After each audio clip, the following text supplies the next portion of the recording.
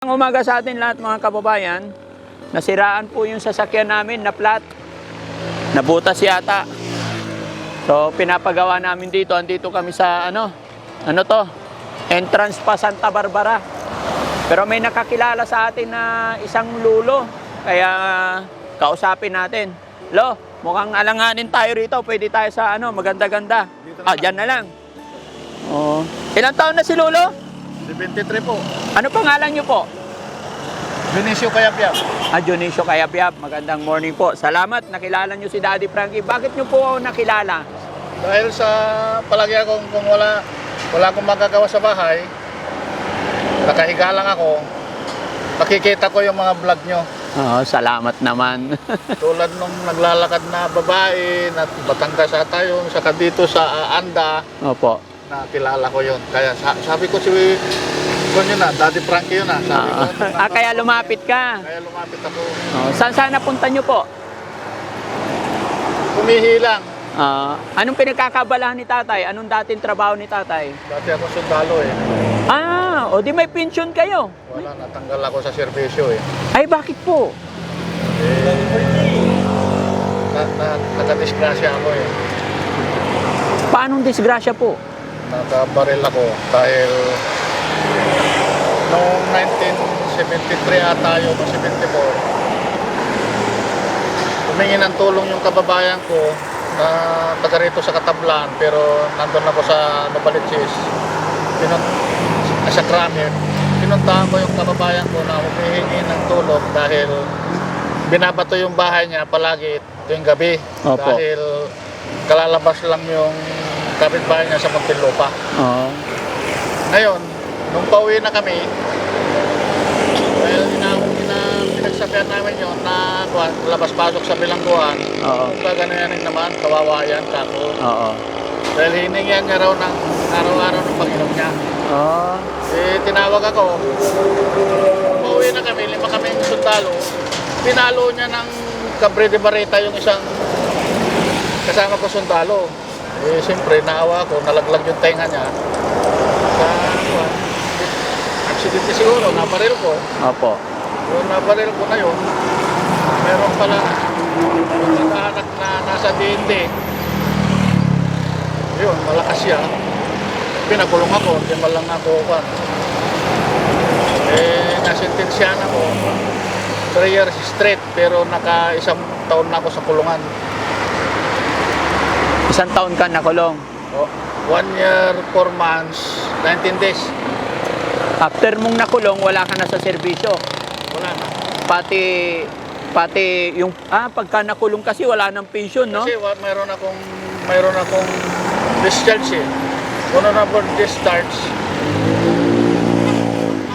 This honorable discharge without prejudice to re-entry in a government offices and private. Kaya ginawa ko, namasada lang ako. Namasada ka na lang. Mga pamilya mo po, tay, asawa, anak. Namatay na yung asawa ko. Ilan na anak niyo po? Isa lang. Isa lang. Kumusta naman ang buhay ng anak niyo? Punsa ngayon sa Tarlac. Ngayon, tay, kumusta naman ang pamumuhay niyo po? Ito, umaasa lang ako dyan sa paupahan kong 5,000. Pinapaupa mo ito, 5,000 monthly. Yun na lang ang kabuhay mo. Yun lang. Parang malungkot ang buhay ni tatay ngayon. Malungkot ako dahil nag-iisa ko na eh. Nag-iisa ka na. Ano masasabi mo sa tay? Sa bagay, tapos na yun, no, yung pagkakakulong mo. Anong masasabi mo sa government natin? Siyempre, minsan yung mga kapulisan natin, hindi naman lahat, no? Yung pulis, minsan, andun na tayo kasi, sinasabi, minsan, naging abusado, pero minsan naman, kung sino yung mga sundalo, yung iba nga, bayani pero hindi napaparangalan Parang hindi naging patas ang hustisya, hindi natin alam kung ano nangyari. Ano masasabi mo sa government natin ngayon tayong kagaya sa'yo? Ito nga, malungkot ako dahil muntik na naman ako nakulong nung 2 taon na itong September 29. Magdadalawang taon na naman. May kaso ako eh. Bakit na naman? Mayroon akong hiniram na ganito. Sasakyan. Oo, ipinarada ko doon. Opo. Ngayon, aatras akong gano'n, pinaatras ako ng barkada kong kagawad dahil yung nag-uupa dito, dinold up yung anak niya Opo. doon sa may asin, papuntang Malasiki.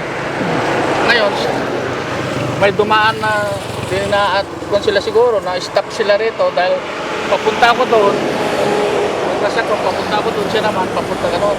Yung pang-apat, nung nandito na ako sa gitna, wabante yung sasakyan, 3 4 wheels at saka isang e-bike. Yung isang e-bike, nung nakatapat sa akin, minura niya ako. Oo. Di minura ko rin. Binara niya yung e-bike niya doon. Oo. Bumaba ka dyan, sabi niya sa akin. Pinagsusuntok niya ako rito. Oo. Suntok, tadyak, inabot ko dyan. Nagpian, suntok nung kwan, may napulot ako sigurong kanyan. Oo. Na matulis dahil marami ritong scrap noon, yung nagagawa ng tricycle yung pump, na iganong ko. Opo. Dinamanda niya ako ng frustrated on site. Oo. Pinuli ako. Katagal ko sa, nakapulo siguro ako sa linggo, tapos tinawagan ko yung mga barkada ko, siya ang nagpiyansa sa akin. Kaya hanggang ngayon kaso. Hanggang ngayon kaso. Pero kwan, ngayon madidismiss natin itong September 30 may gas dahil doon di umaatin eh. Hindi umaatin. Sana nga maging maayos na lahat, ano tay? Oo, yun ang Sa- eh. Oo. Eh, wala na nga ako, ganun pa. Oo, sa edad mong yan. Oo nga eh. Saka medyo, tingin ko sa'yo tay, medyo sa bagay. Mahirap magsalita kasi tay, hindi natin alam punot dulo. Pero mas maganda siguro, no? Para sa akin lang yung habaan na natin ng pasensya. Sabi ko nga, sir, kung walang malakas pa ako, edad ko, yung mga 21, 22, Oo. itong gobyerno natin, papasok na ko yung PE. Bakit? Kasi masama, hindi maganda ang patakaran nila, kahit wala kang kasalanan. Oo.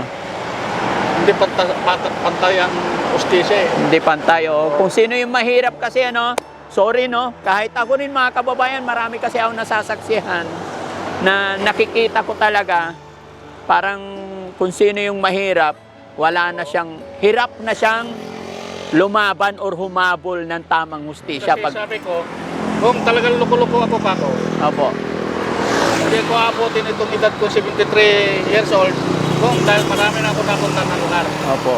Hindi ako abutin ito pa ako. Kaya sabi ko sa isipin ko, ang batas sa Pilipinas hindi maganda, sabi ko. Kasi kung hindi ko abutin yung edad kong ito. Kalayan ko, kasi harap ng bahay ko, bubugbagyan ako, inabot ko rito. Sa bagay, tay, lalaki rin tayo, no?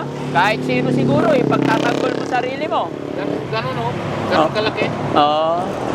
Ano labang ko sa ganyan? Kaya nga po, lalo na, matanda ka na. Sige, tay. Pray lang tayo. Sabi nga nila, habang may buhay, may pag-asa. Manalangin lang tayo. Salamat tayo sa mga naibahagi mo sa amin. Ganun lang naman talaga buhay eh. Bawat taong nakakausap ko kasi, nakakaroon din ako ng aral sa mga sinasabi, sa mga kwento. Kaya salamat at nakilala ka namin. Ano pangalan mo ulit, sir? Dionisio Kayabyak. Anong batch ka po tayo? Nung sundalo ka? Hindi ko na matandaan. Pero nung nag-training ako na ranger, class 17 ako. Class 17. Na ranger. Pero yung batch namin sa Krami, kasi na-enlist ako, March 10, 1972. Tapos, natatapos ko na nag-training ng sa Silang, doon sa Camp Castañeda. Opo. Paglabas namin sa yun na martial law. Martial law. Martial law ng Ay, naabot nyo yung... Anong naging karanasan mo sa martial law? Anong mahirap na karanasan mo, tay? yung balang yung sa linggo, lahat ng kontra sa gobyerno, hinuli namin. Hinuli namin yung presidente ng Pasang Mazda. Oo. Nakalimutan ng pangalan. Pagdating ko doon sa alas 12 ng gabi, nandun na si Ninoy Aquino. Oo. Salita ng salita. Yun lang. Salamat tay ha. Ayan, so mga kababayan, ano eksaktong lugar pala doon tay? Katablan. Boundary ng Santa Barbara at saka Ordaneta. Ah, Pag ganyan, ito Ordaneta. Ordanita. Pag ganyan, Santa Barbara. Ito Santa Barbara, oo nga, ito yan. So ayan mga kababayan, ito si tatay, nakilala natin dito sa pagitan ng Ordanita, Santa Barbara. Ayan, maraming salamat, shout out po sa mga kababayan natin dito sa Pangasinan. Dito ako pinanganak. Dito ka pinanganak. O sige tay, mag-iingat ka lagi, no? Salamat na meet kita. Bigyan kita ano tay? Sabi ni tatay malungkot. Bigyan natin siya ng pang-almusal. Ayan. Tay, O sige. pang-almusal. Thank you. Wala eh. Oo. Pagpasensya mo na yan. O sige. Okay. Ano, babaan na lang natin yung temper natin para humaba pa buhay natin. Talagang hahabang buhay dahil nag-i-exercise naman ako. Oo, hindi halatang 70 plus ka na, sir. 73 talaga. Oh, 73, hindi halata. Matikas pa. Yun, 24. Oo. Ay, 27. Okay. Sige po, tay. Maraming salamat. Kunin ko lang yung mic, tay.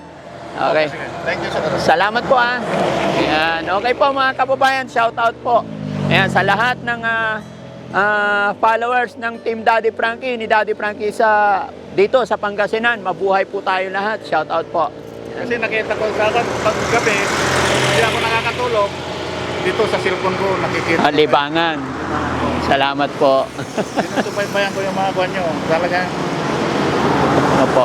Ayun, yun ang mission namin ngayon, tay. Dito sa Pangasinan, 2 araw kami dito hanggang bukas. Mag-iikot kami. May babalikan lang kami dito sa Mapandan. sige, maraming salamat po. Okay po, bye-bye. Bye-bye tayo, tay.